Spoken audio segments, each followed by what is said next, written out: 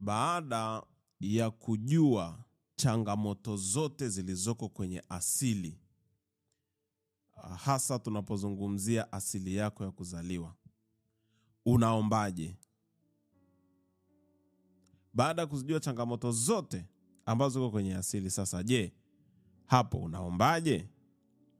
Hicho ndio kitu cha msingi ambacho nilikuwa natamani ujue, na tuone kwamba namna gani unaweza ukashughulika na hiyo asili. Kwa sababu mara nyingi tunapofundishwa au tunapojifunza masuala ya asili, au walimu wanaotufundisha wanatuingiza kwenye hali ya kujuta na kuona kwamba sisi bado tuko kwenye ile asili. Na tuna watu wengi ambao wako kwenye toba zisizokuwa na kikomo. Na ukikaa kwenye toba isiyokuwa na kikomo, inamaanisha kila mara unapotubu lazima ujihukumu kwanza, ujidisqualify, ukubali kwamba hufai mbele za Mungu, ukubali kwamba haukusamehewa, ndio uombe toba. Kwa sababu utatubu kwa sababu gani kama ulishasamehewa? Kwa kila mara tunavyoenda kutubu kwa ajili ya asili, inamaanisha mwanzo Mungu hakutusamehe.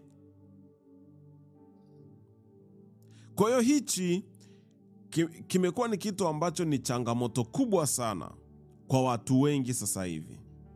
Ni kweli tunapambana na changamoto nyingi kwenye maisha ambazo adui anazileta, na ukiziangalia zile changamoto unazozipata, ukiziangalia vizuri, zinaashiria kabisa kwamba wewe bado ile asili iko pamoja na wewe na ina nguvu juu yako.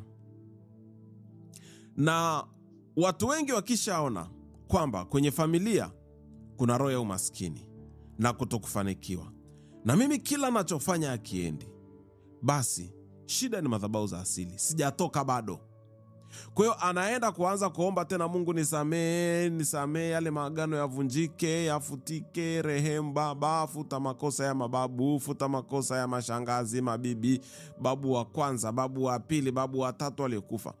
Na tunavyokuja kwenye mafundisho mengi, tunafundishwa vizuri sana juu ya laana zilivyo, juu ya vifungo vilivyotengenezwa na hao mababu. Lakini mtu anaweza kufundisha kwa dakika 40, lisali moja, dakika 30, anakuelezea jinsi ulivyolaaniwa. Alafu akishamaliza anakuambia tuombe tuvunje hizo laana. Lakini kumbe kitu kilichotakiwa ni zile dakika 40 akufundishe namna gani Kristo amevunja zile laana. Yes, akufundishe kwa dakika 40, dakika 50, unavyoenda kanisani kwenye hicho kipindi, akufundishe nguvu ya Kristo katika kuvunja laana. Lakini tuna mafundisho mengi, watu wanafundisha jinsi uchawi unavyotenda kazi, jinsi madhabahu za asili zinavyotenda kazi. Sio kwamba wanakosea, ni sawa. Hilo ni somo A. Lazima tuende kwenye somo B kwa nguvu ile ile uliofundisha somo A. Tukae pale to unveil the mysteries, siri zilizojificha katika nguvu ya Kristo kututoa kwenye ile laana. Kwa hiyo hata mimi, kuna watu lazima niwafundishe jinsi laana zilivyotengenezwa, jinsi uchawi unavyofanya kazi, jinsi madhabahu za asili zinavyofanya kazi. Na ninakufundisha na ninakwambia kusudi ujue kitu unachopambana nacho. Yes, uone kabisa, uangalie zile patterns za kwenye familia, jinsi vitu vinavyoenda. Ujue uovu, ubaya uliofanyika kwenye familia. Uelewe vizuri kabisa. Ni lazima uelewe vizuri kabisa. Na ukisha uelewa vizuri zaidi, lazima sasa uje kutafuta suluhisho. Tukae kwenye suluhisho tena kwa muda mrefu kuliko nilivyokufundisha maagano. Kwa muda mrefu kuliko nilivyokufundisha swala la vifungo. Lazima nikulete katika fundisho la kujua sasa Kristo alifanya nini. Na sio ile ambao nakufundisha vifungo kwa dakika 40 alafu dakika 10 na kwambia tutaomba kutumia mstari huu na huu na huu na huu na huu. Lazima tukae kwenye kutafakari sasa. Hichi kitu kinakuwa reversed, kinabadilishwa kwa namna gani? Umeshanielewa mpaka hapo? Kwa hiyo unavyoijua asili ni vizuri, lakini lazima ujue vile vile juu ya Kristo na asili mpya ambayo amekupa. Yani lazima ujue kwamba kuna muunganiko gani. Kuna neno moja ambalo linasema hivi kwenye kitabu cha Yeremia 6:16. Nataka nikufungulie kitu kimoja hapa ukione katika kitabu cha Yeremia 6:16. Nilikuwa sijajiandaa na hili neno, lakini liko hapa. Yeremia 6:16. Kuna kitu kimeandikwa hivi: Bwana asema hivi, simameni katika njia kuu, mkaone, mkaulize habari za mapito ya zamani. Wapi njia iliyo njema? Mkaende katika njia hiyo, nanyi mtajipatia raha katika nafsi zenu. Lakini walisema, hatutaki kwenda katika njia hiyo. Kwa hiyo Mungu anavyozungumzia kwa habari ya wewe kuenda kuuliza kwa habari ya mapito ya zamani, ni ili anataka ujue katika njia walizoenda babu zangu, baba zangu, mwisho wao ulikuwa ni upi? Yule aliyeenda katika njia hii, mwisho wake ulikuwa ni upi? Yule ambaye aliua, mwisho wake ulikuwa ni upi? Yule ambaye aliabudu miungu, mwisho wake ulikuwa ni upi? Yule ambaye alikuwa ni anadhulumu, ni mwizi, anaiba mali za watu, mwisho wake ulikuwa ni upi? Yule ambaye alikuwa mzinzi, mtu wa starehe, mwisho wake ulikuwa ni upi? Yule ambaye alikuwa mchawi, mwisho wake ulikuwa ni upi? Alafu uje waulize wale waliotenda haki. Yule aliyetenda mema, mwisho wake ulikuwa ni upi? Yule ambaye alifadhili watu, alikuwa na upendo, mwisho wake, vizazi baada ya kwake vilikuwaje? Watoto wake, wajukuu wake leo wako wapi? Vitukuu vyake leo wako wapi? Kwa anavyosema, simameni katika njia kuu, mkaone, mkaulize habari za mapito ya zamani. Wapi njia iliyo njema? Mungu anataka wewe ujue kwa habari ya njia iliyo njema, ili uishike hiyo. Hizo mbaya achana nazo. Lengo la Mungu kukuambia ukarevisit mambo ya zamani, uyatafakari, uangalie kwenye familia yetu kuna 1, 2, 3. Kuna huyu kule kwa babu mdogo, babu mkubwa. Anataka ujifunze njia njema ni ipi. Alafu ukaende katika njia hiyo, nawe utajipatia raha katika nafsi yako. Nawe utapata raha ukifuata njia ya haki. Kwa lazima uisearch, uijue njia ya haki ni ipi. Unaweza ukaingia kwenye mtego ambao ukakusababishia, yani wewe ukawa ni mtu ambaye uko kwenye vifungo tu, yani unapambana navyo lakini huwezi kuvivunja. Unashindana navyo lakini huwezi kuvivunja. Kwa sababu kanuni ya Mungu ni rahisi sana. Nilisha kwa habari ya Ezekiel 18. Mungu alisema wazi, mwana hata uchukua uovu wa baba yake. Kabisa. Hauwezi kuadhibiwa kwa makosa ya mtu mwingine. Hiyo ni kanuni ya kiroho. Kama ni hivyo, there is no justice. Yani ukisoma Ezekiel 18, Mungu amesema kabisa, roho ile itendayo dhambi ndiyo itakayokufa. Ezekiel 18 mstari wa 4. Bali mstari wa 5, bali kama mtu ni mwenye haki na kuyatenda yaliyo ya halali na haki, huyo mtu ataishi.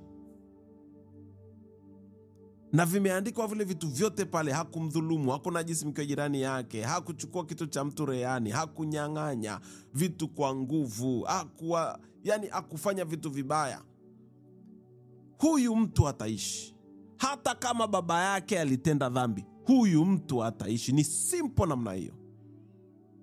Unahukumiwa kutokana na matendo yako. Sasa shida iliyopo kwenye jambo la asili, ni vigumu sana wewe kuondoka kwenye zile tabia za kutenda dhambi. Ndio maana unakuta kati ya vita kubwa ambayo mtu anayo leo ni kusukumwa kutenda moja ya uovu au kutembea katika njia ambazo baba zake walitembea. Na ukishatenda katika hizo njia mojawapo, tayari umesaini kwenye covenant zao. Yaani tayari wewe ni mwenzao. Kwa sababu matendo yako ndio yanakutofautisha. Imani na matendo yako. Lakini wewe ukienda kwenye njia mojawapo, amesema kabisa katika Ezekiel. Katika Ezekiel mstari wa 14 tusome ule.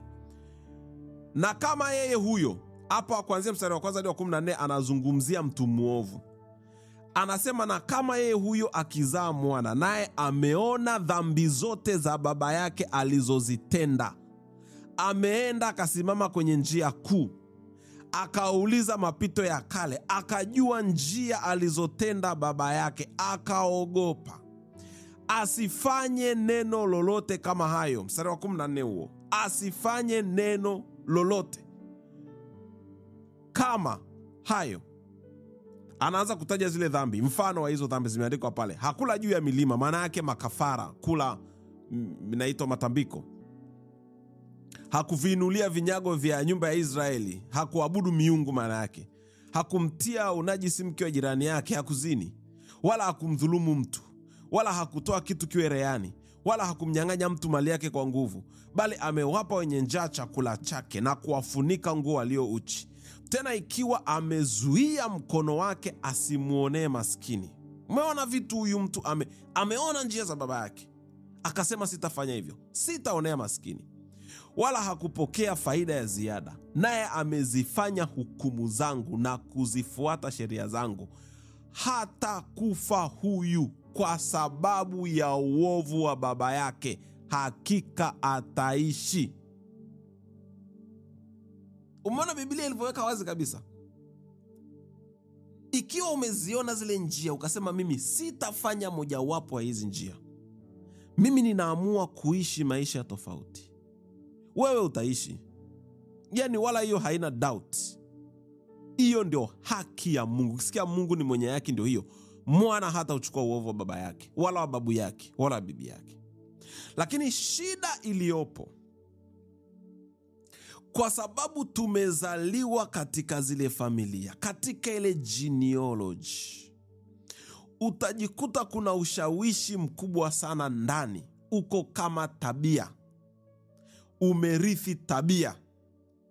Kwa hiyo lazima utashawishika kutenda mojawapo ya matendo aliyotenda baba zako.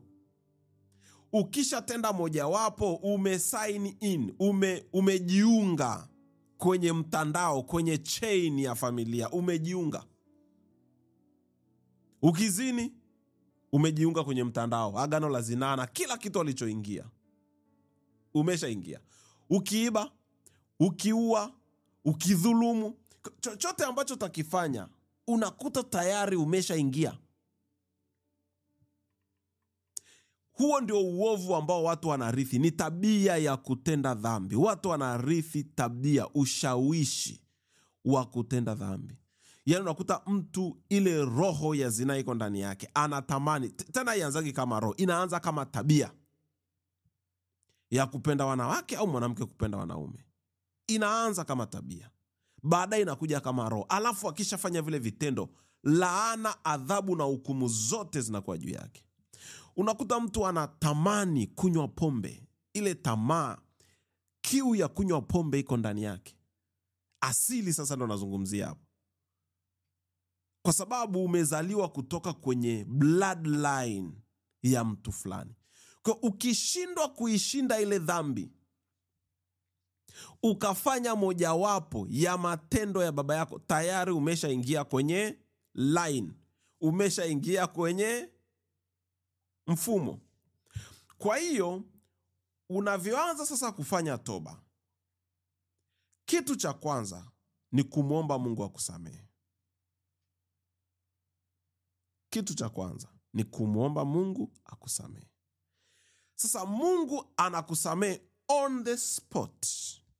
Hauna haja ya kufanya toba ya siku 10. Yaani ukimwambia Mungu nisamehe, anakusamehe. Ukitubu, yule mwizi alikuwa na Yesu pale msalabani, alimwambia tu nikumbuke utakapoingia kwenye ufalme. Yesu akamwambia utakuwa pamoja na mimi paradiso. Yaani Mungu hajawahi kufanyaga swala la toba ikawa ni complication. Katika Agano la Kale watu walikuwa wanaomba sana neema za Mungu, kwa sababu Mungu alikuwa hajatoa msamaha bado. Sisi katika Agano Jipya tumeshasamehewa, kwa maana jinsi Mungu aliupenda ulimwengu hata akamtoa mwanawe pekee, ili kila mwamini asipotee bali awe na uzima wa milele. Kwa maana Mungu hakumtuma mwana ulimwenguni ili auhukumu ulimwengu, bali ulimwengu uokolewe kwa yeye. Amwaminie yeye amekwisha kuokolewa, asiyemwamini amekwisha kuhukumiwa. Kwa hiyo sisi hukumu yetu ni kumkataa Kristo. Yaani katika Agano la Kale mambo ni tofauti kabisa na katika Agano Jipya. Agano la Kale ulikuwa unaomba rehema, Mungu rehemu, turehemu, kwa sababu Mungu alikuwa njia ya sisi kupata msamaha ilikuwa haipo bado. Unaomba Mungu akurehemu, out of his grace anaamua kurehemu. Unatoa zile sadaka, Biblia inasema sadaka zilizotolewa zilikuwa zinafunika dhambi tu, haziwezi kutoa, zinafunikwa tu, lakini kumbukumbu ya dhambi bado ipo. Katika Agano Jipya tayari msamaha ulishatolewa, unaenda kuclaim, unaenda kuwithdraw, unaenda kuupokea. Amwaminie yeye hahukumiwi, asiyemwamini ndo amehukumiwa. Kwa hiyo katika Agano la Kale toba zilikuwa ni ndefu sana sana. Ukisoma Agano Jipya hakuna mahali utaona toba ya muda mrefu, hautaona, kwa sababu tayari rehema imemiminwa maradufu, mara nyingi. Rehema yani zamani za kale ilikuwa ni hivi, watu walikuwa wanaenda bombani wanapanga foleni ili wapate maji, kwa sababu kulikuwa kuna ukame, hakuna maji. Sisi katika Agano Jipya ni maji yamefunguliwa, yanapita mpaka huko barabarani, ni wewe uwe na chombo cha kuchota tu, huhitaji kuomba.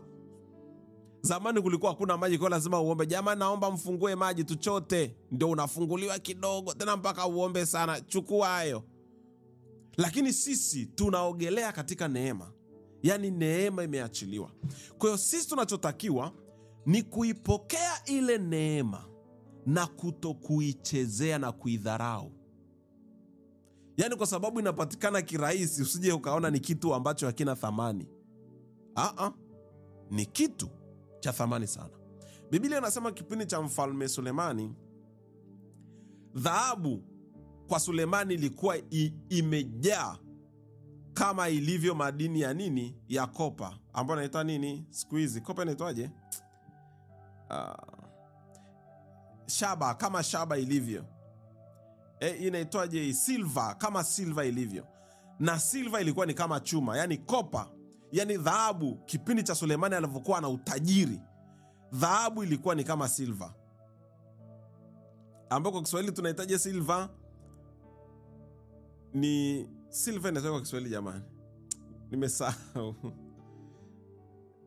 Ni fedha, sijui ndio fedha. Dhahabu ilikuwa ni kama silver na silver ilikuwa ni kama chuma, kiasi kwamba kipindi cha Sulemani vyombo vya kulia mezani vilikuwa vimetengenezwa kwa dhahabu. Kikombe cha dhahabu, sahani ya dhahabu, kuna jagi la maji pale ambalo litakiwa liwe la nani, ni la dhahabu. Alafu ukienda vile vitu vingine, vile vitu vya kawaida ndio vilikuwa sasa vya silver. Kama sufuria za silver nini, kwa sababu kulikuwa kuna utajiri mkubwa sana kwenye ufalme wa Sulemani. Baraka ya utajiri ilikuwepo. Lakini kwa sababu dhahabu ilikuwa inapatikana kwa wingi, haimaanishi kwamba ilikuwa haina thamani. Thamani ya dhahabu iko pale pale. Dhahabu ni dhahabu tu. Ni kwa sababu yule alikuwa tajiri sana. Na sisi Mungu ametupa neema kwa utajiri sana. Kwa hiyo kuomba toba katika Agano Jipya ni tofauti na katika Agano la Kale. Sisi neema imeshatolewa. Kwa hiyo tunavyoshughulika na hivi vitu, lazima ujue kwamba neema imeshatolewa. Ukimwambia Mungu akusamee, amesha kusamee wewe. Imeisha. Withdraw, umetoa muamala wako wa msamaha unao, umesamehewa na Mungu hakumbuki tena.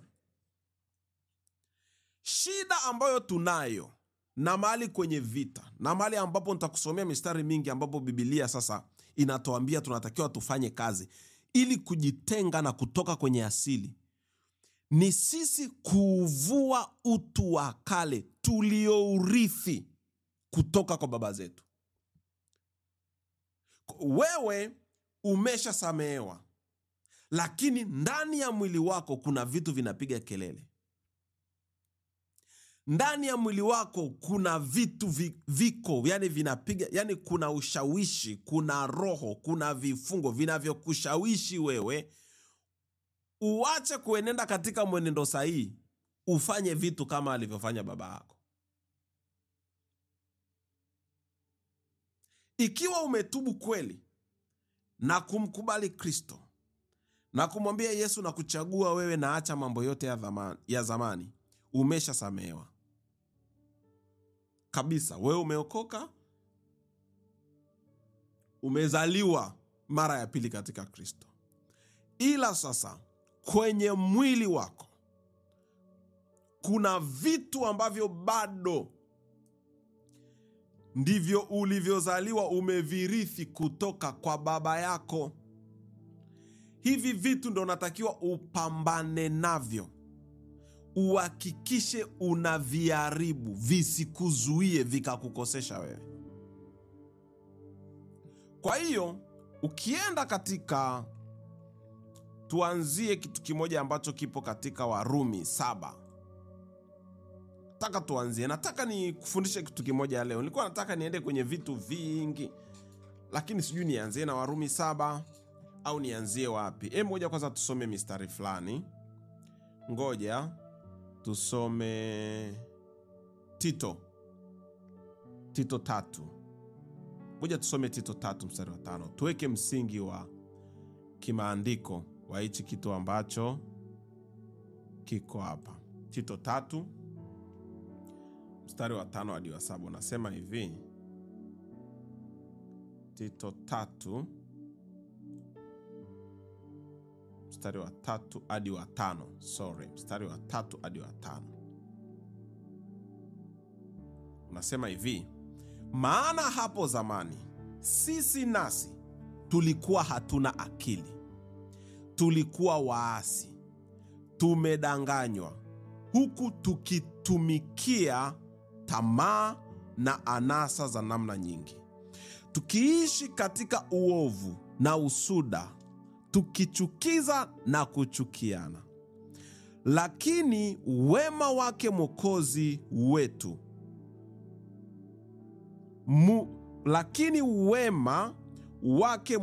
wetu Mungu na upendo wake kwa wanadamu ulipofunuliwa, alituokoa, si kwa sababu ya matendo ya haki tuliyoyatenda sisi, bali kwa rehema yake, kwa kuoshwa, kwa kuzaliwa kwa pili na kufanywa upya na Roho Mtakatifu, ambaye alitumwagia kwa wingi kwa njia ya Kristo Mwokozi wetu, ili tuhesabiwe haki. Umeona? Ili tuhesabiwe haki. Kwa hiyo huyu anakubali katika Tito. Nataka ni focus sana katika Agano Jipya, sio katika Agano la Kale. Agano Jipya, kitu cha kwanza anakubali kabisa kwa habari ya mwenendo wa kale. Huu ni mwenendo tuliourithi. Ukisoma Petro wa kwanza mlango 18 na 19, mlango kwanza mstari 18 na 19, anazungumzia juu ya habari ya vitu tulivyovirithi kutoka kwa baba zetu. Na katika Agano Jipya anakubali kabisa Mungu anakubali, ninyi hapo mwanzo mlikuwa watu wa hulka hii ya uovu, ya utenda dhambi, watu waasi. Lakini sasa wema wake Mwokozi wetu, mstari wa ngapi huo? wa 4, na upendo wake kwa wanadamu ulipofunuliwa, alituokoa, si kwa sababu ya matendo ya haki tuliyoyatenda sisi, bali kwa rehema yake, kwa kuoshwa, kwa kuzaliwa kwa pili na kufanywa upya na Roho Mtakatifu. Kwa hiyo kuna kuokolewa, kuna kurehemiwa, kuna kuoshwa na kuzaliwa kwa pili na kufanywa upya na Roho Mtakatifu. Hapa nazungumzia habari ya roho yako ndani yako. Mstari wa 7 namalizia kwamba ili tukihesabiwa haki kwa neema yake, tupate kufanywa warithi wa uzima wa milele, kama lilivyo tumaini letu.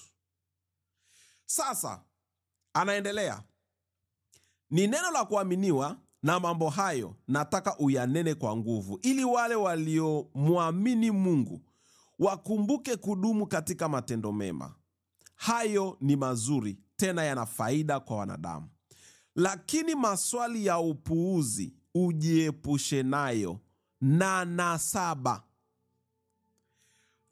Maswali ya upuuzi na nasaba. Hichi kipengele na nasaba ni cha muhimu sana. Nasaba ndo tunazungumzia habari ya urithi, kwamba nasaba ni genes. We are talking about genetic information ambazo ziko ndani yako, kwamba wewe ni mzaliwa wa nani. Kwenye Kiingereza anatumia neno genealogies.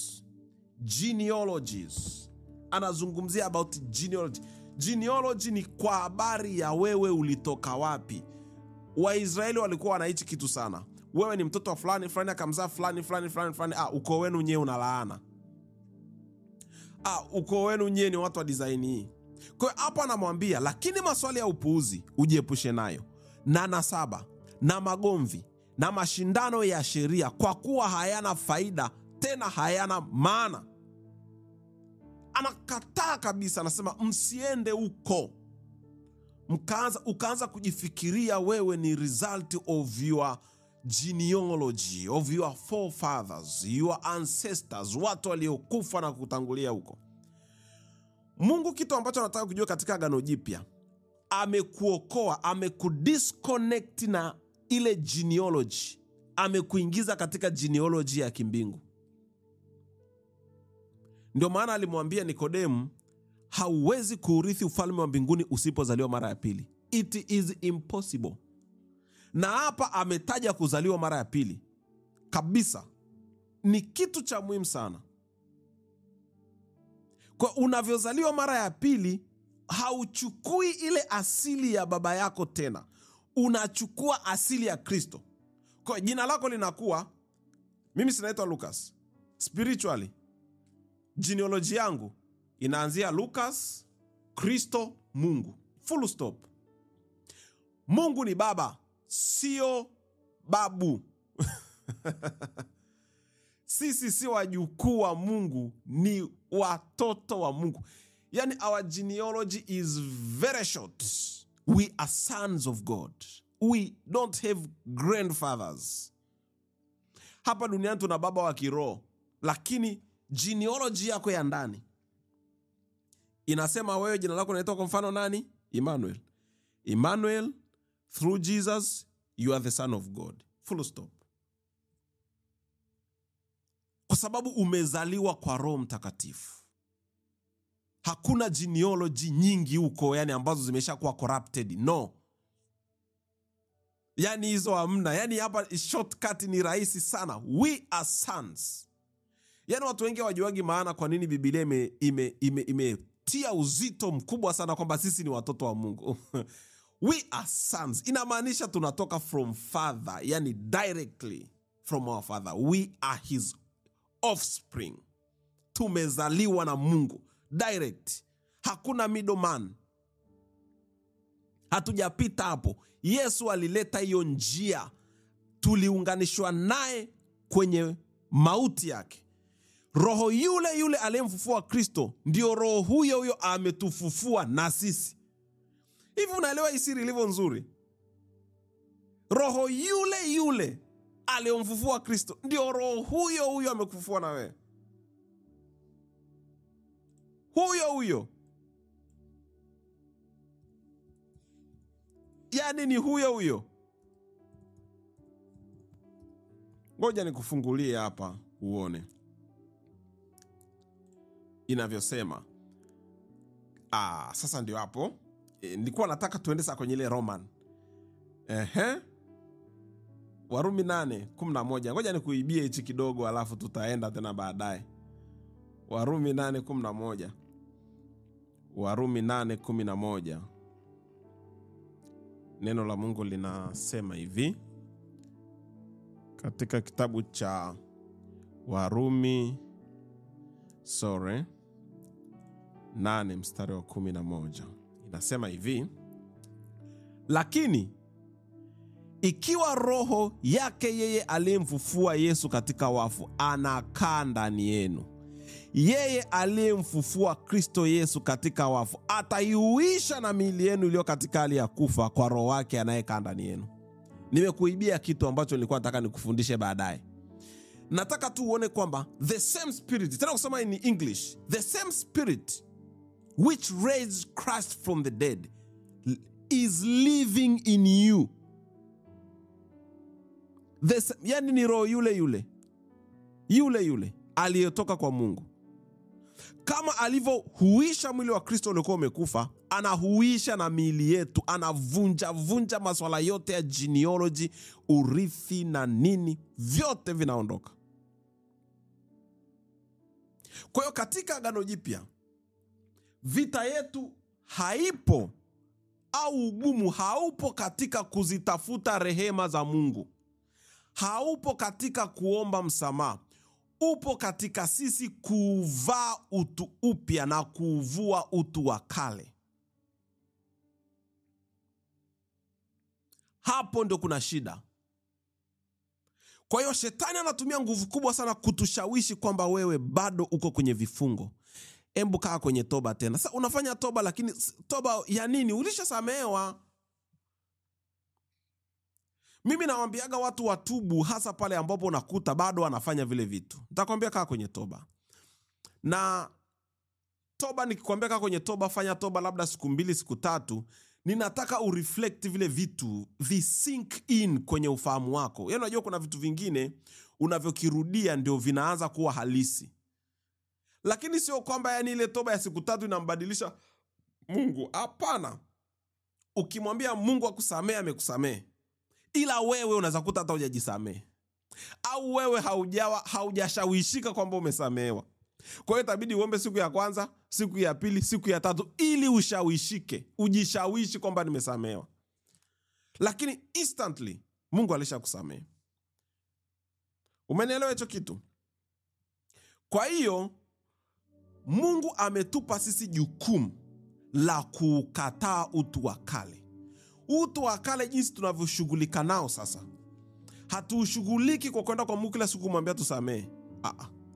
Unakaa unakumbuka hivi babu aliuaga mtu, Mungu nisamehe kabisa, nisamehe kabisa. Unakaa unafikiria hivi babu alikuwa anafanyaga matambiko, Mungu nisamehe kabisa, nisamehe kabisa. Yani, unafanya kitu ambacho Mungu alishakimaliza. Yani una repeat kitu ambacho Mungu alishashughulika nacho kikaisha. Unakaa unahubiriwa somo moja hilo, bwana unajua madhara ya kumwaga damu. Unakumbuka yule mjomba fulani alimwagaga damu. Jamani kwetu tunalaana, yani Mungu nisamehe. Haiko hivyo. Katika Agano Jipya kazi iliyopo ni wewe kukataa utu ulio urithi kutoka kwa baba zako. Ni wewe kukataa. Tena Mungu amerudisha hiyo responsibility kwako. Ukisoma mistari yote kwenye Agano Jipya inayozungumza kwa habari ya kuuvua utu wa kale, haisemi tumuombe Mungu uondolewe. Mungu alishauondoa. Jukumu la kukataa liko kwako. Unanielewa vizuri hapa? mistari yote. Tuanze wa kwanza, Wagalatia 5 mstari wa 24. Wagalatia 5:24. Neno la Mungu linasema hivi katika kitabu cha Wagalatia 5:24. Hao walio wa Kristo Yesu wameusulubisha mwili pamoja na mawazo yake mabaya na tamaa zake. Wameusulubisha. Nataka uone jinsi hii sentensi imeandika. Sio kwamba wamesulubishiwa. Hakuna mtu aliyekuja akawasaidia. Ulikuwa ni uamuzi wao. Ulikuwa ni uchaguzi wao. Ni jambo walilolifanya wao. Hao walio wa Kristo wameusulubisha mwili pamoja na mawazo yake mabaya na tamaa zake. Anaelezea vizuri kabisa. Ni jukumu lako wewe. Ukirudi tena ukasoma katika kitabu cha, ngoja nitafute neno lingine katika Wagalatia hiyo, Wagalatia 2. Anarudia kitu hicho. Galatia 2 mstari wa 20. Galatia 2 mstari wa 20. Na katika Galatia 2 anazungumzia sana namna ya kudili na utu wa kale tuliourithi kutoka kwa baba zetu. Anasema hivi, huyu ni Paulo: nimesulubiwa pamoja na Kristo, lakini ni hai, wala si mimi tena, bali Kristo yu hai ndani yangu. Na uhai nilionao sasa katika mwili, ninao katika imani ya mwana wa Mungu, ambaye alinipenda akajitoa nafsi yake kwa ajili yangu. Nimesulubiwa pamoja na Kristo. Ni Paulo anazungumza. Unajua kwenye Kiingereza anavyozungumzia uhai anazungumzia maisha. The way of living, the way you are living, how you are living. Anavyozungumzia maisha yangu, jinsi ninavyoishi sasa, sio mimi tena, ni Kristo anaishi ndani yangu. Na maisha nilionayo sasa katika mwili, ninayo katika imani. Ni yeye ameamua kuamini kwamba ninaishi katika Kristo. Umeelewa hilo jambo?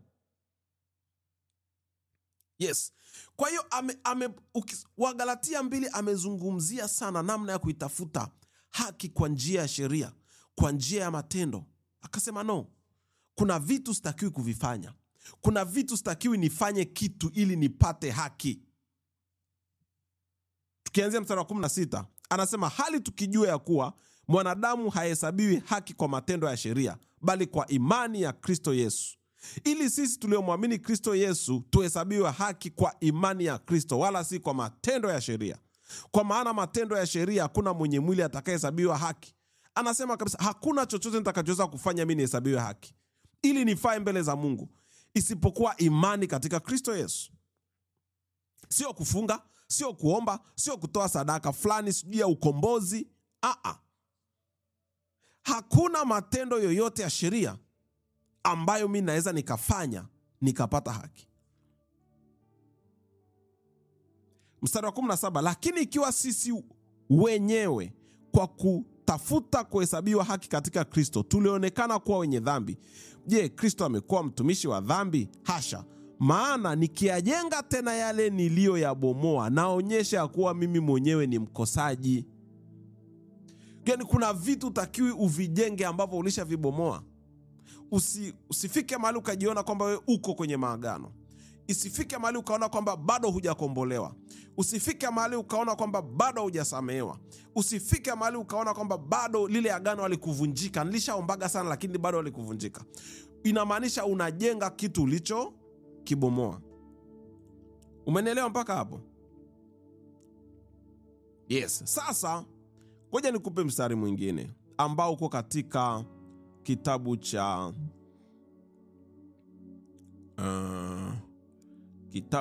Peter. Nataka uone kwamba Mungu anataka wewe ushughulike nacho. Petro 2. Petro wa kwanza 1. Naweza nikaanzia nyuma nikarudi nikaenda mpaka mlango wa 2. Kuna vitu ambavyo Mungu amesema kabisa, jukumu ni kwako wewe. Jukumu ni kwako wewe. Kukataa, kuvunja, kuharibu. Aya. Anasema hivi, mstari wa 18, Petro wa kwanza 1, mstari wa 18.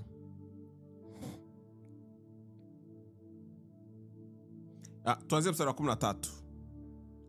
Unasema hivi, kwa hiyo vifungeni viuno vya nia zenu na kuwa na kiasi. Nataka uone anavyoanza. Nimekwambia hivi, katika Agano Jipya kushughulika na utu wa kale ni jukumu ulopewa wewe. Mungu alishamaliza kazi yake, Kristo alishamaliza kazi yake. Anachotaka ni wewe, kuna kitu ukiapply kwako, ukifanyie kazi, ukikiri, yani ukilazimishe, mwili ukiadapti, ukipokea, kwa sababu mwili Biblia imesema ni adui wa Mungu. Kwa hiyo anasema hivi, kwa hiyo vifungeni viuno vya nia zenu. Anazungumza na nyie, na kuwa na kiasi, mkitumainia kwa utimilifu ile neema mtakayoletewa katika ufunuo wake Yesu Kristo. Kama watoto wa kutii, msijifananishe na tamaa zenu za kwanza za ujinga wenu. Msijifananishe na tamaa za kwanza, na vifungo vya kwanza, na laana za kwanza. Bali kama yeye aliyewaita alivyo mtakatifu, ninyi nanyi iweni watakatifu katika mwenendo wenu wote. Yani Mungu anakwambia ni jukumu lako kukataa ule mwenendo wa kwanza. Usiseme leo kuna kitu fulani kinanisumbua kwa sababu ya maagano, kitu cha nyuma hakijawa solved. Jua kwamba hili ni tatizo, ni changamoto ulilonalo ambalo unatakiwa ushughulike nayo wewe. Usilaumu wazee, washakufa, waache wapumzike huko. Hii vita ni ya kwetu. Tena kabisa unasema hii vita ni ya kwangu, kwa sababu unashughulika na kitu kilichoko kwenye your blood. Yeye alishakufa, amekuachia urithi huo hapo, ameondoka. Unarudi kwake ya nini? Unashughulika na kitu ambacho kipo. Ndio maana Mungu anakuambia wewe, jifunge viuno vya nia yako wewe mwenyewe. Usijifananishe na baba, na babu, na bibi, na mjomba. Ndio anashuka hadi mstari wa 18, anasema hivi, nanyi mfahamuni kwamba mlikombolewa si kwa vitu viharibikavyo. Mlikombolewa past tense, ni wakati uliopita. Mlikombolewa si kwa vitu viharibikavyo, kwa fedha au dhahabu, mpate kutoka katika mwenendo wenu usiofaa mlioupokea kwa baba zenu, bali kwa damu ya thamani kama ya mwanakondoo asiye na ila, asiye na waa, yaani ya Kristo.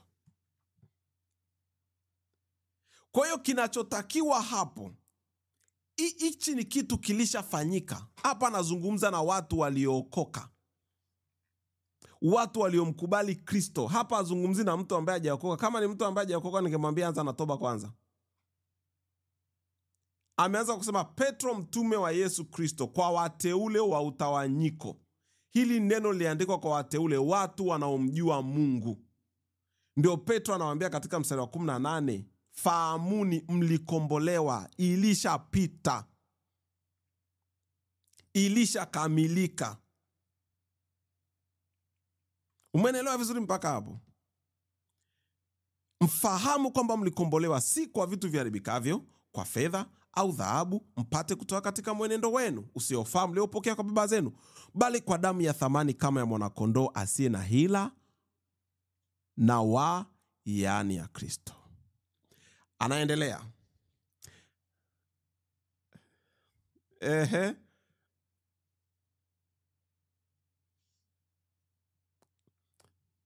Good. Yani, nanyi, hebu tuliweke vizuri. Nanyi fahamuni kwamba mlikombolewa si kwa vitu viharibikavyo, kwa fedha au dhahabu, mpate kutoka nyie. Sio mpate kutolewa, ni wewe upate kutoka katika mwenendo. yani katika Agano Jipya ukisoma, mimi hiki kitu nilikijua nikashangaa sana. Nikasema kumbe swala lote Mungu amesema ni wewe. It is you. You can do it. Nimeshamaliza. It is, yani ni wewe unatakiwa ku-exercise. Nimekupa shamba. Nimeshabadilisha umiliki la kwako, lakini lina mavichaka. Anza kufeka. It is you. Ni wewe unatakiwa uanze kupita na panga. Sio uanze kumwambia baba njoo niondolee hivi.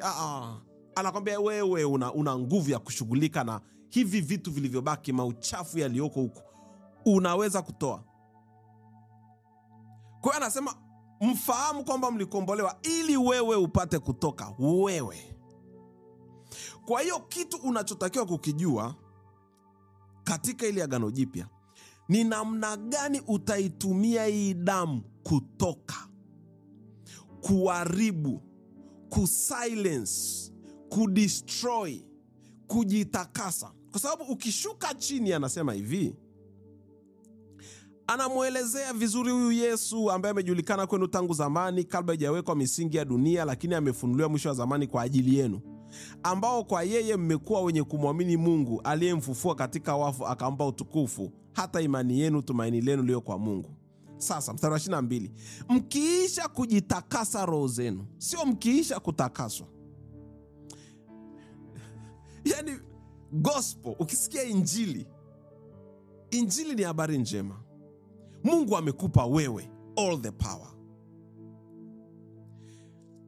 Kuna mtu mmoja ataenda kwa Mungu atamwambia Mungu naomba unitakase. Lakini kuna mtu aliyesoma huu mstari, mkiisha kujitakasa roho zenu kwa kutii kwenu, hata kuufikia upendano wa ndugu, akajua kwamba hivi kuna namna ninaweza nikaitakasa roho yangu mimi mwenyewe, sio kwa kuomba bali kwa kufanya vitu,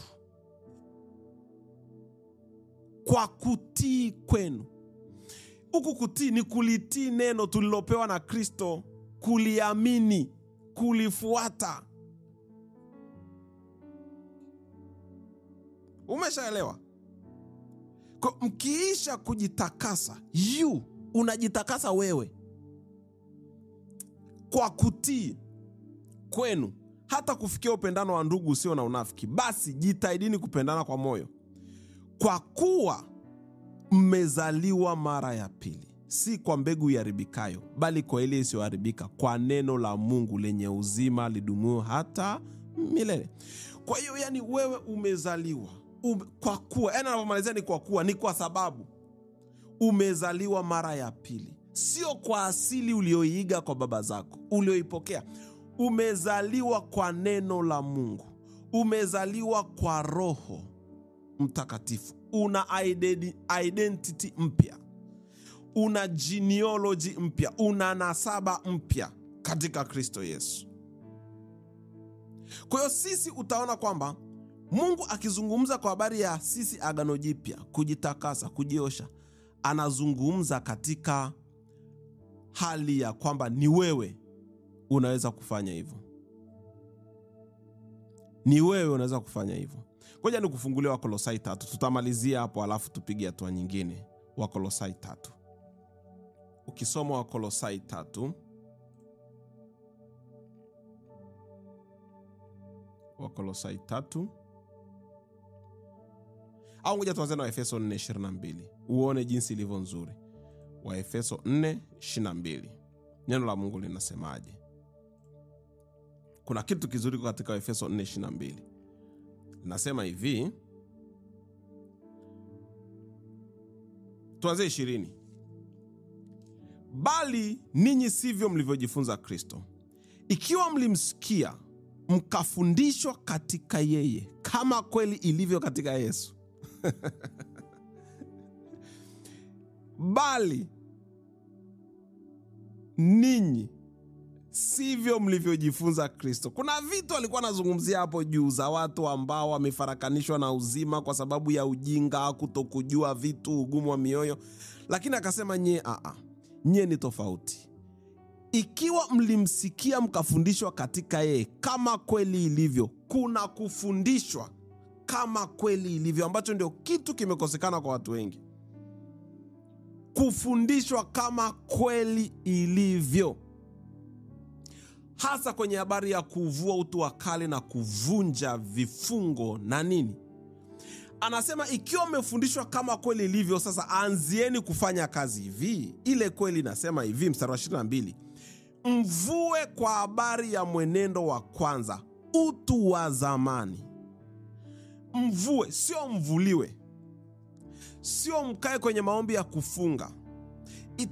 It is your decision. You decide and you take action to put off the old man.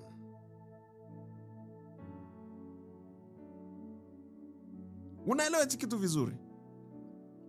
Kwa hiyo Petro anasema tulikombolewa kwa damu. Lazima tujifunze sasa, kwa njia ya damu ya Yesu, ninauvuaje mwenendo wa kwanza unaoharibika, unaofuata tamaa za asili? Ninauvuaje ule mwenendo wa kwanza ambao umebeba maagano ya kifamilia? Ninavuaje ule mwenendo wa babu, tabia ya uchoyo, tabia ya ubaya, wivu? Navuaje ule mwenendo wa bibi, tabia, yani unaangalia ni tabia gani mwenendo alikuwa nao, sasa uvue. Sio uanze kukaa sijui na kuomba.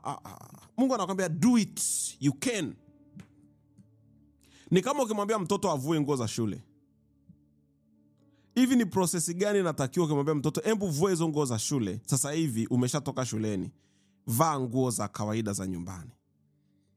Anachotakiwa siku take action. Anajua nafungua kifungo, ninavua tai, ninalegeza kamba za viatu, ninafungua mkanda, ninafanya hivi. Ndio ukiambiwa uvue, you go direct to actions. Kwamba I do 1, I do 2, I do 3, I do 4. Yani kuna kitu unaanza kukifanya juu ya mwili wako. Kwa hiyo sisi, kwa sababu tumekombolewa kwa damu ya Yesu, lazima tujue namna ya kui-apply damu ya Yesu kwenye miili yetu. Focus kubwa ndio litakiwa iwe hapo. Sio kuanza kushughulika na mababu sijui vitu gani. Na kujiona mimi ni kama wao, Mungu nisamee sana. Mungu alishakusamee. Unavuaje hiyo asili uko ndani? Hiyo kiburi ya babu sijui ya bibi, huo ujeuri, huo ukorofi wa babu, unauvuaje utoke ndani?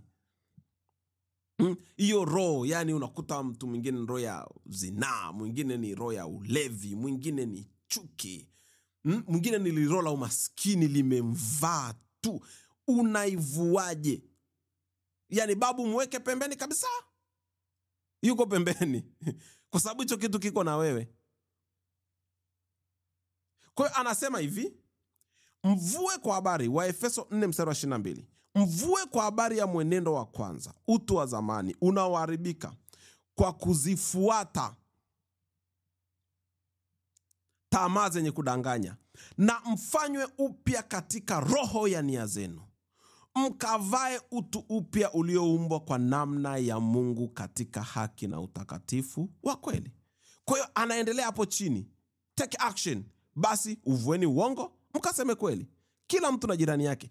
Hii inaendana moja kwa moja na Ezekiel 18. Ikiwa mwana akizaliwa akayaona matendo ya baba yake na asifanye mojawapo, akauvua uongo akasema kweli,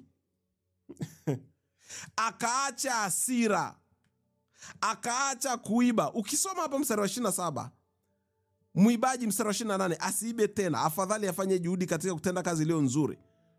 Neno lolote lilo ovu lisitoke katika vinywa vyenu. Ukajua Baba alikuwa mwongeaji, mama alikuwa ni mwongeaji, kelele, mdomo, usijui kusengenya, sijui alikuwa na jeuri, anajibu vibaya. Unauvua. Ni kitu ambacho unakifanya wewe. Yani nguvu imerudishwa kwako, uwezo umerudishwa kwako. Mungu amekwambia you can, kwa sababu umezaliwa mara ya pili. Vua huo utu wa kale, ukatae. Hii ndio kweli. Yani Paulo anasema ikiwa umefundishwa kweli katika Kristo, ikiwa umeshakaa kwenye lile darasa, sasa anza kazi. Na ndio darasa ambalo sasa nilikuwa nataka nikuweke ulielewe vizuri. Sasa anza kazi. Uchungu, ghadhabu, hasira, kelele na matukano yaondoke kwenu. Anazungumza mstari wa 31. Sasa hapo ndo unaanza kutengeneza tofauti kati ya kwako wewe na baba, wewe na babu, wewe na mama, wewe na nani kwenye ukoo. Yani unaanza kutengeneza tofauti kwa kuvua ule mwenendo wao, kwa sababu connection ilishafutwa. Sasa shetani anachokifanya, kazi kubwa, ni kukushawishi kwamba wewe uko kama wao, kwa sababu haujajua kushughulika na hivyo vitu kwenye mwili wako. Na Biblia inavyozungumza mwili, ndani ya mwili kuna moyo na kuna ufahamu na kuna mwili wenyewe. Vitu vitatu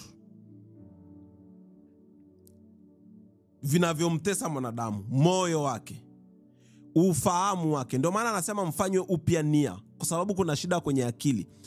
Usipokuwa trained kufikiria tofauti na jinsi shetani anavyotaka ufikirie, hautoki.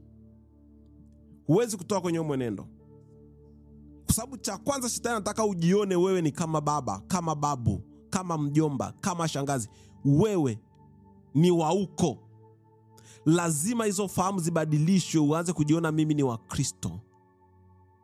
Mimi ni wa familia ya Kristo. Nimezaliwa katika Kristo. Nimezaliwa na Roho wa uzima aliyemfufua Kristo kutoka kwa wafu. Mimi sina asili ya ukoo wa kwetu, nina asili ya Mungu. Huyu mtu aliyoko huko ndani yangu ni wa tofauti. Lakini moyo utakuta umejaa uchungu na ghadhabu. Sasa inabidi ukatae kwamba mimi sitakuwa mtu wa uchungu, mimi sitakuwa mtu wa ghadhabu. Sasa kazi ya kubreak, ya kuvua, hapo ndo inahitajika training. Hapo ndo inahitajika training. Mimi jana nilikuwa na muombea mtu almost 1 hour. Uchungu tu umekaa moyoni. Tena ni kwenye familia. Familia ni familia ya ugomvi. Wanagombana, kaka na dada waelewani, dada na dada huyo waelewani, baba na familia waelewani, mama yuko huku, baba yuko kule, kaka mkubwa yuko kule, dada mtu yuko kule. Sasa hawa wawili walikuwa wanapendana, lakini shetani ameleta, anataka na wao wagombane, mtu na dada yake. Sasa jana nikawa nafanya service ya kuuvua huo uchungu uondoke kwenye moyo. Kwa sababu kitu kilichoko moyoni kinataka kukudefine ndio uwe wewe. Yani ujione ndio wewe. Si ndio? Kwamba hivi ndivyo nilivyo mimi. Huyu ndio mimi. Lakini no. Biblia imesema moyo huo mdanganyifu. Mungu anauchunguza moyo. Anajaribu na viuno, anachunguza ajue kilichoko ndani ya moyo, kwa sababu moyo wako unaweza ukamislead your spirit, unaweza ukaipotosha roho yako, unaweza ukapotosha na fikra zako. Kwa hiyo kitu ambacho unatakiwa ufundishwe kweli ya Mungu ni namna gani utaitumia damu ya Yesu, ni namna gani utatumia jina la Yesu, ni uwezo gani, ni nguvu gani Mungu ambayo amekupa, ambayo inaweza kukupa wewe kushinda hicho kitu ambacho umekirithi, kushughulika nacho. Kwa hiyo jana nikawa nafanya hiyo huduma ya kushughulika na mtu, swala la uchungu tu. Uchungu, kitu kiko kwenye bloodline, familia, magomvi, watu walikuwa elewani vizazi na vizazi. Kwa hiyo mtu anaweza kagombana na dada na kaka na shangazi na mjomba na baba na mama kwa sababu ya uchungu tu. Anaweza kuweka rekodi ya kitu cha mwaka 1980 na ngapi kiko ndani. Kwa hiyo yani hiyo juzi ni kwamba kilikuwa kimechokonolewa. Anakwambia mambo yako mengi mtumishi, yani wewe acha tu. Mambo ni mengi yapo, yani acha tu. Lakini sasa namna gani tunavunja ili shina la uchungu ndani, ili awe wa tofauti, asiwe mgomvi au asiwe na chuki na ndugu zake, kama baba alivyo na chuki na ndugu zake, kama mama alivyo na chuki na ndugu zake. Hicho ndo kitu unatakiwa ujifunze. Na unavyodili masuala ya wazee, weka pembeni. It is in you now. Ni kitu kiko ndani yako sasa. Unatakiwa ushughulike nacho, uelewe. Kwa mfano, uchungu unatendaje dhambi. Kuna kijana mmoja nilikuwa namfundisha juu ya swala la zinaa. Zinaa imemsumbua. Ametubu, amelia, ametoa sadaka, amevunja maagano, amevunja na kuvunja na kutubu dhambi za babu, baba, sijui nini, alikuwa na wake 3. Lakini yule kijana zinaa inamsumbua sana. Nikamwambia ni kwa sababu gani? Zinaa inatendaje kazi ndani yako? Hivi zinaa imetokaje kwa baba ikaja kwako kwenye mwili wako ikakushawishi, alafu kosa la kwanza la baba? Si wewe uliamua? Si wewe uliamua wewe kijana? Akaniambia ni kweli ni mimi. Lakini ndio hivyo tu, unajikuta tu ushafanya. Nikamwambia hicho kitu hamna. Lazima ujifunze kwamba namna gani hii roho ina operate na unaishinda kwa namna gani. Inamaanisha baba yako alishindwa kuishinda hii roho, ilimshinda akawa mtumwa wa hii roho. Wewe unatakiwa uishinde. Kwa hiyo achana na baba, learn about this spirit. Nikamfundisha ni namna gani ile roho ilikuwa inatenda kazi, na inatenda kazi ni tofauti kwa mtu na mtu. Hakunaga kitu cha universal. Jinsi huyu alivyokuwa kwenye zinaa tofauti na huyu na huyu na huyu, ni tofauti. Ila kuna watu wanaweza kuta kuna magrupu yanafanana.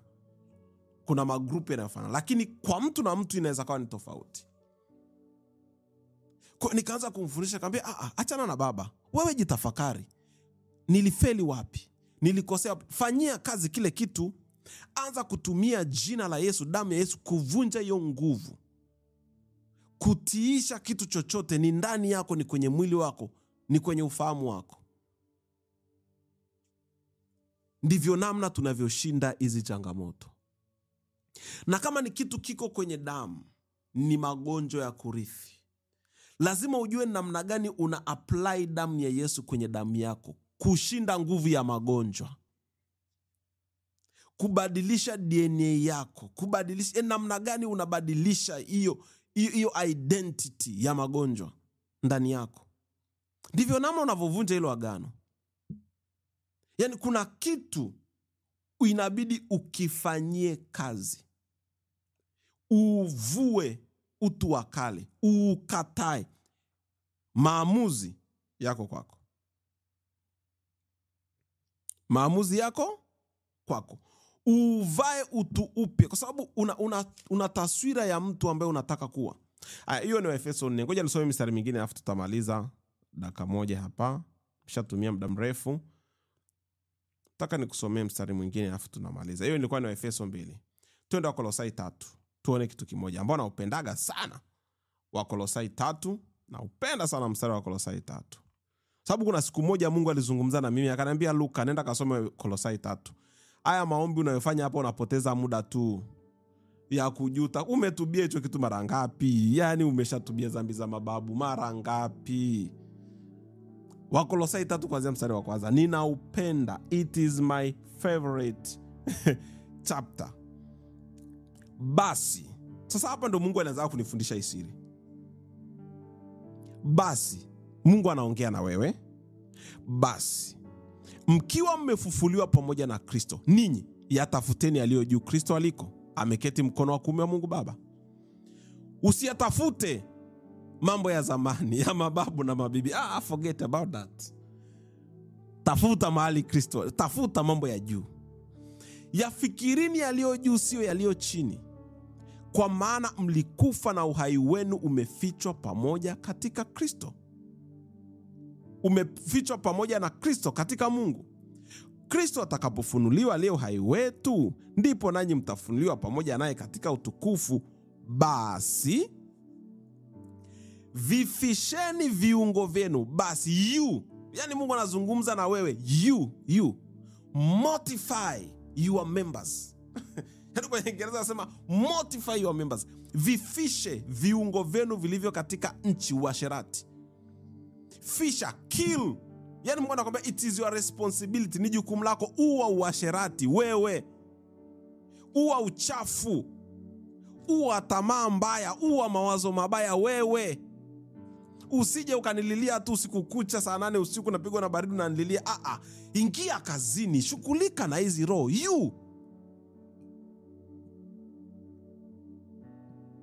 Ni ugonjwa, ni roho yoyote, yani unaishughulika, unasema I am killing, I'm mortifying you, I'm putting you to death. Kwa sababu gani? Mungu ameniambia kwenye Wakolosai 3, vifishe. Nilipataka nguvu ya ajabu sana. Nikasema kumbe ni mimi. Kumbe nimepewa nguvu, sasa watanikoma. Kumbe nimepewa mamlaka, sasa vitanikoma. Kwa anasema vifishe. Kuna vitu vya kuua. Mungu anasema kuna vitu vya kufisha, vya kuua. Ambapo anasema mstari wa 6, kwa ajili ya mambo kama hayo huja ghadhabu ya Mungu. Katika hayo nanyi mlitembea zamani mlipoishi katika hayo. Haya ndio mambo uliozaliwa ukayaiga, ni ya zamani. Sasa hivi kill them. Alafu mstari wa ngapi? Wa 8, kuna ya kuweka mbali. Lakini sasa yawekeni mbali nanyi haya yote: hasira na ghadhabu na uovu na matukano na matusi vinywani mwenu. Hivi ni vitu vya kuweka mbali. Kuna vitu vingine unasema no, I want to be like this person. Nakataa. Hicho ni mbali na mimi kabisa. Kwangu hakitakuwepo. Kwa wengine kipo, lakini kwangu hakitakuwepo. Msiambiane uongo. Kuna vitu vya kustop. You stop doing. Kuna vitu vya kuua, unavikill. Kuna vitu you distance yourself from them. Unajiweka mbali na hivyo vitu. Kuna vitu una stop. You have a decision. You can make that decision to stop doing it. You can stop being that person. Mstari wa 9, msiambiane uongo. Kataa kusema uongo. Acha tu. Yani kuna vitu vingine unaacha tu. Unasema kuanzia leo nitaacha. Unamwomba sasa Mungu akusaidie uweze kuacha. Nipe nguvu Mungu. Lakini nimedecide I'm going to stop this. Because you are in charge of your life. Yani wewe uko in charge wa maisha yako. Kuna vitu unaacha. Msiambiane uongo. Acha kusema uongo, kwa kuwa mmeuvua kabisa utu wa kale pamoja na matendo yake.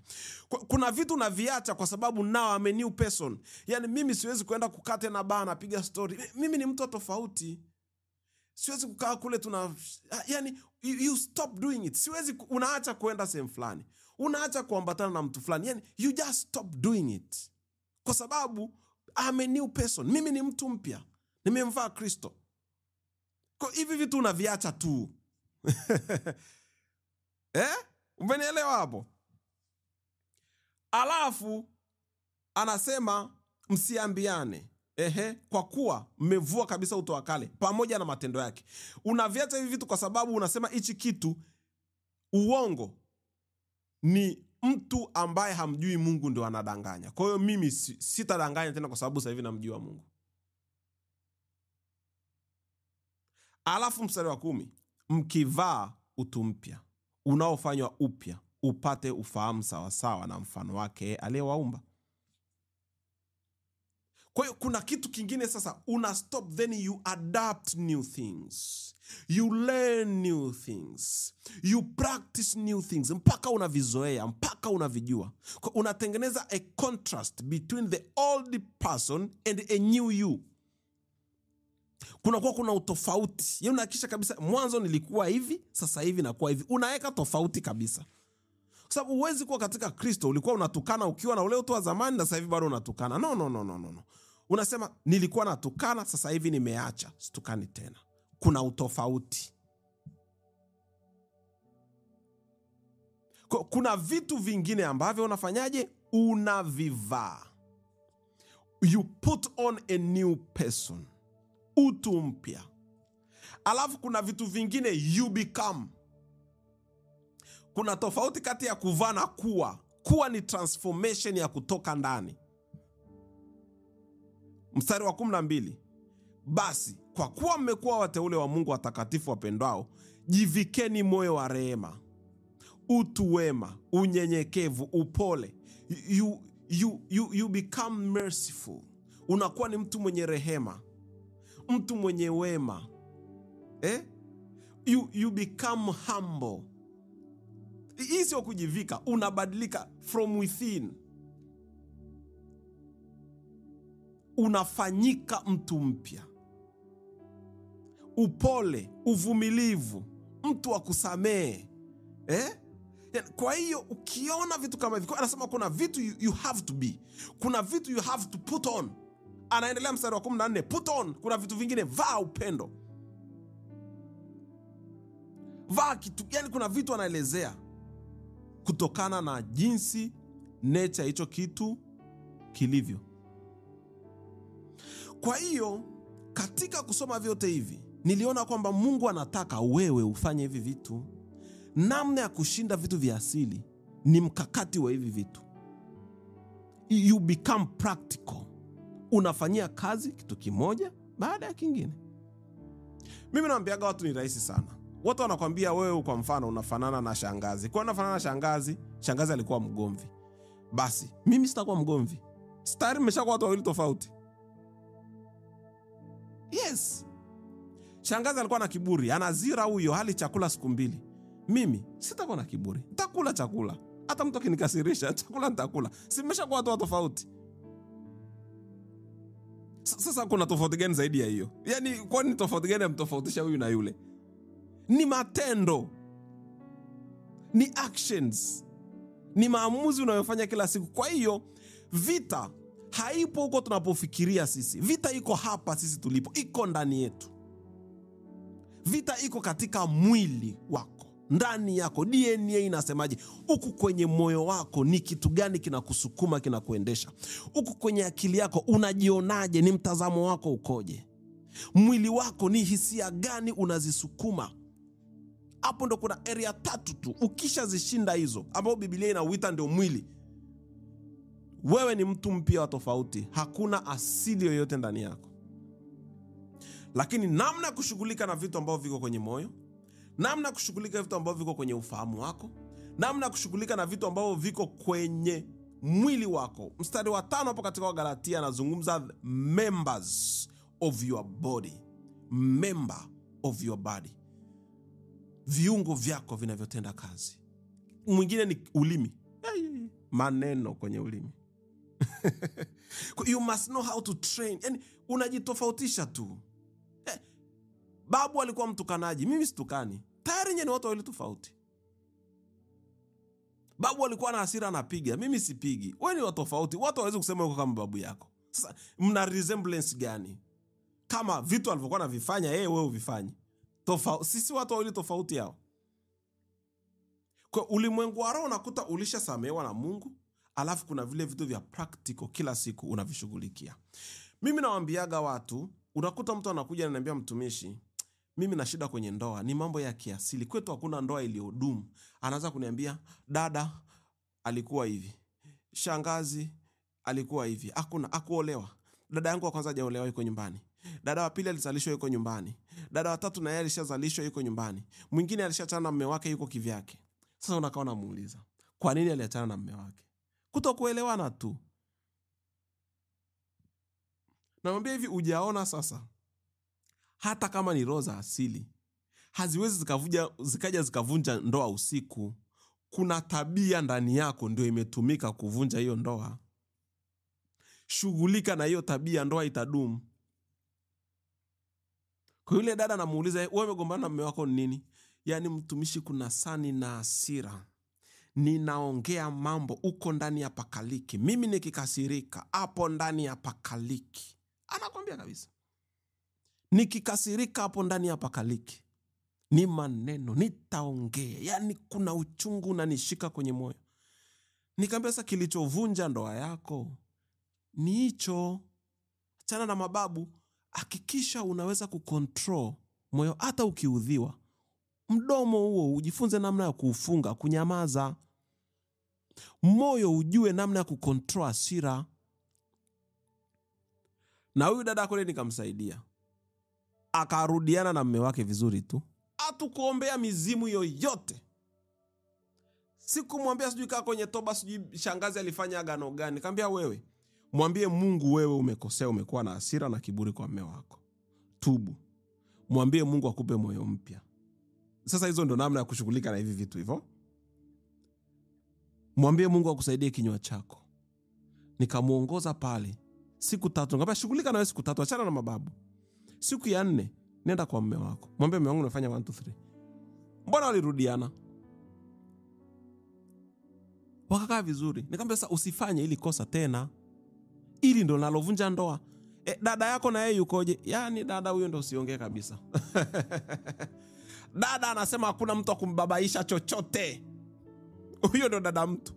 Nikamwambia sasa kama hakuna mtu akumbabaisha chochote, mimi hakuna mtu anaweza kunionea. Mimi hakuna mtu anaweza kunipelekesha.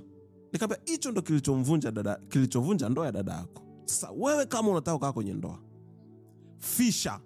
Kuna vitu vya kufisha, vya kuua, maana yake ni kuua. Kufisha ni kuua. Vife ndani yako. Kuna vitu vya kuvivua, vivue ndani yako. Ndivyo unavyotengeneza tofauti kati ya asili yako na wewe. Hii nguvu tumeshapewa neema katika Kristo Yesu, kwa sababu tunamvaa Kristo. Kwa kila unachokifisha, kuna kingine kipya unakipokea kwa Kristo. Yupo kwenye ndoa. Nikamwambia wewe angalia tu mistake aliyofanya mama yako usifanye. Alikuwa na kiburi, usio na kiburi. Tengeneza tofauti. Kwa vitu vyote ambavyo vilikuwa vinaambatana na laana na maagano yote ambayo unasema ni ya kurithi, vitaondoka. Kwa hiyo ndio namna tunavyodili na hivyo vitu. Sasa wakati mwingine tutaenda sasa kuchambua namna gani unashughulika na hivi vitu. Hiyo ndio tofauti inavyotengenezwa. Unajitenganisha kutoka kwenye asili. Kwa sababu kuna vitu tu ukishafanya, yale mapepo yanakuja, huyu wa kwetu. Yaani kama kuna vitu ukifanya watu tu wakaelewa wanasema huyu ni babu yake. Je, mapepo sasa hata kama umeokoka umeyakemea, sasa ukifanya wanasema huyu ni wa kwetu kabisa. Yanarudi, mizimu inarudi kwa sababu ya matendo yako. Kuna mtumishi mmoja nilimpenda sana, alisema kwamba kuna watu wana mapepo kwa sababu ya vitu wanavyovifanya. Sio mapepo yanavifanya hivyo vitu, ila ni wao wamefanya hivyo vitu vikawapa mapepo. Kwa mwisho wa siku mtu anasingizia shetani. Huyu shetani amekuja kwa sababu ya vitu ulivyofanya wewe. Alafu kuna watu wengine mapepo yanawaingilia alafu yanawasukuma kufanya vitu. Hawa ni aina mbili za watu. Kwa hiyo Mungu akusaidie katika kufanyia kazi hivi vitu. Kwenye session inayofuata, kipindi kinachofuata, kuna vitu tutajifunza zaidi kwa habari ya kuvua utu wa kale. Tutajifunza na utajua zaidi namna ya kushughulika na utu wa kale. Mungu akubariki sana.